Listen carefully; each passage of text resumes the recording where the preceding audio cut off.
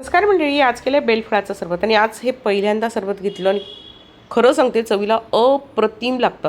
आणि घरच्यांना ते त्यांना ना सांगितलंच नाही की हे कसलं सरबत आहे. त्यांना अंदाजच करता आला नाही की सरबत कसलं आहे आणि चवीला अप्रतिम. खरंच सांगते खूप छान लागतं. झालं असं की मी बेलाच्या झाडाखालून चालली होती आणि टपकन माझ्यासमोर बेलफळ पडलं. तर मी म्हटलं चला आपल्यासमोरच पडलं तर घ्या उचलून. उचललं, घरी आणलं आणि त्यानंतर त्याचा गर काढला. खरं सांगू, माझ्या आजीच्या शेतात ना बेलाचे खूप झाडं होते, परंतु कधीही बेलाचं सरबत केलं गेलं नाही.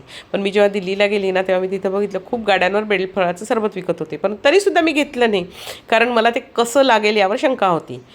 मग काय, आता या बेलफळाचा गर काढला, पाणी घातलं त्यामध्ये आणि त्यानंतर हा गर गाळून घेतला. त्यामध्ये चवीनुसार साखर, चिमूटभर मीठ घालायचं, थोडासा लिंबाचा रस घालायचा.